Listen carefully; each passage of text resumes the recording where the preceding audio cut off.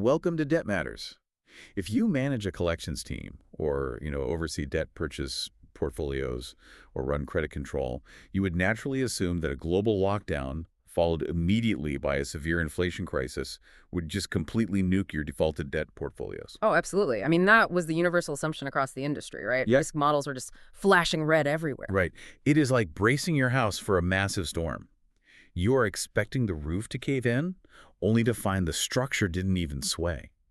Because a comprehensive 10-year data analysis from Intrum, looking at portfolios from 2016 through 2025, proves the exact opposite. Yeah, the numbers barely flinched, which is wild when you think about it. Totally wild. So today we're examining why the general industry expectation completely missed the mark and what actually keeps these portfolios afloat when the macroeconomic environment just, fractures. Exactly, because when we look at the actual performance curves from that decade, the expected degradation simply did not materialize. We have this massive volume of behavioral data generated by sheer economic turbulence, and it forces a complete reevaluation of how consumer repayment habits actually function under stress. But wait, I want to push back on that premise right out of the gate. Mhm. Didn't the pandemic throw everything off for consumers?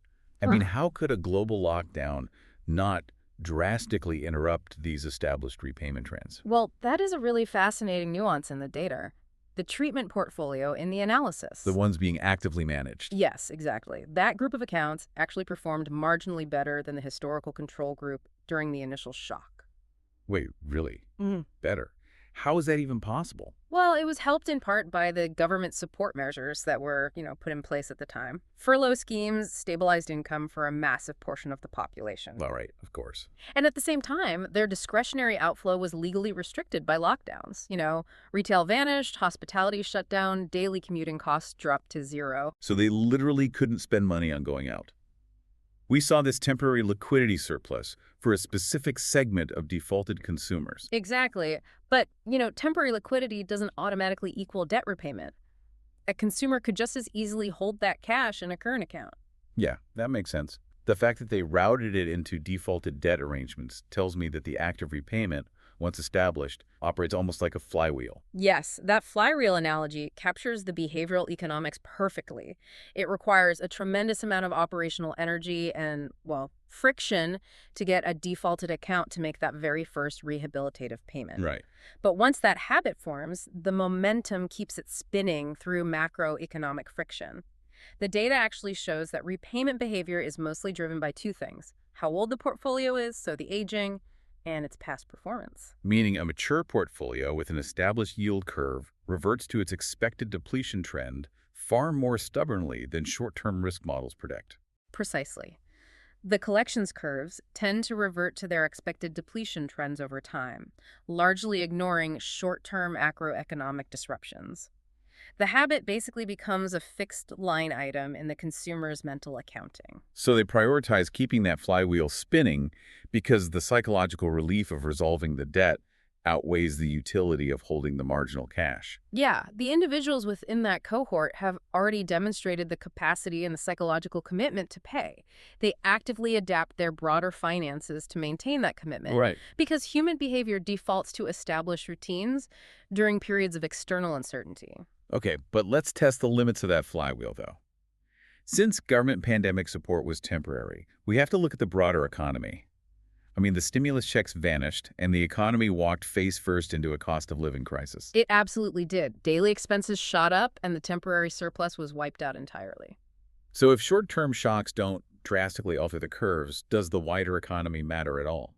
Oh, it matters, but it is highly nuanced. The correlation is far less elastic than legacy models suggest.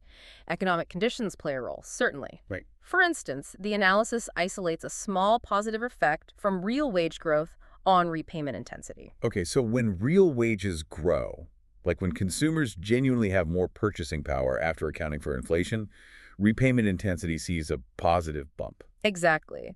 But when real wages contract, the established payers do not immediately default. They reallocate funds from other areas to protect these specific arrangements. Firms need to focus less on reacting to every short-term headline and instead look at, medium-term risk indicators. So instead of reacting to daily weather changes like a sudden drop in the stock market or a quick inflation spike collections, Teams need to plan for the changing seasons, like gradual shifts in real wages or housing costs. I love that analogy. Planning for the changing seasons is exactly right. You have to look at wage pressure and housing costs. Because housing costs are the ultimate anchor on disposable income. Yes, because the hierarchy of consumer payments always places shelter at the absolute top. Tracking the structural reset in housing costs provides a far more accurate medium-term forecast for a portfolio's yield. Right, because nobody defaults on a mortgage to protect a payment plan on a charged-off credit card. Precisely. The hierarchy is extremely rigid. But this exposes a blind spot, right? If the broader economy only nudges the needle, what is keeping these portfolios so remarkably stable? The operational ground game has to be the missing variable. It is. The data points directly to the people actually managing the accounts. Operational managers reported that sustained performance wasn't just handed to them by economics. It was driven by proactive servicing and tailored engagement. Okay, but let's debate the reality of proactive servicing for a second. Giving a customer a payment holiday or restructuring a plan to a lower monthly amount, aren't we just kicking the can down the road? It is easy to think that, but the data proves it is not just kicking the can. Offering flexible repayment arrangements and the ability to adapt quickly using technology were crucial factors. A broken payment habit is statistically catastrophic for long-term recovery. So a temporary reduction preserves the psychological commitment. You keep the flywheel moving, even if it is spinning slower. Exactly. When a rigid system demands a full scheduled payment from a consumer facing a sudden utility bill spike, the consumer often pays nothing. And then the habit breaks. Yes. Guilt sets in, communication stops, and the account goes dark. The cost to re-engage that silent account massively outweighs the marginal delay in cash flow from a temporary concession. Strategy and execution matter far more than economic headlines when it comes to actual recoveries. So good management makes a tangible difference, even in difficult environments. Absolutely. It is highly relevant right now as arrears, affordability pressures, and financial vulnerability remain major concerns across the UK. So does this mean the industry is moving away from a one-size-fits-all recovery model and instead proving that treating customers as individuals with specific behaviors and segments is the actual key to stability? It really is.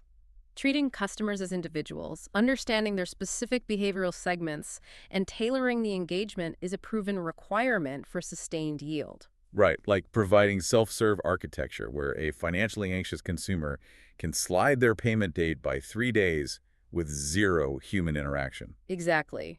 It preserves the arrangement because it removes the shame from the process. They don't want to wait on hold for 20 minutes to explain that their heating bill doubled. So to summarize for everyone listening, the core takeaway here is that economic pressure does not automatically translate into weaker collections. No, it doesn't. Success depends more on how accounts are managed, how early customers are engaged, and how repayment options are structured. Which leaves you with a question to ponder based on the data. If proactive servicing and tailored, flexible engagement are what actually kept collections stable through a pandemic and a cost-of-living crisis, what happens to the firms that still rely entirely on outdated, rigid collection methods when the next financial pressure point hits? That is the real danger. They might see a total structural failure. Thank you so much for joining the conversation today. We really appreciate you taking the time to explore this with us, and we will catch you on the next one.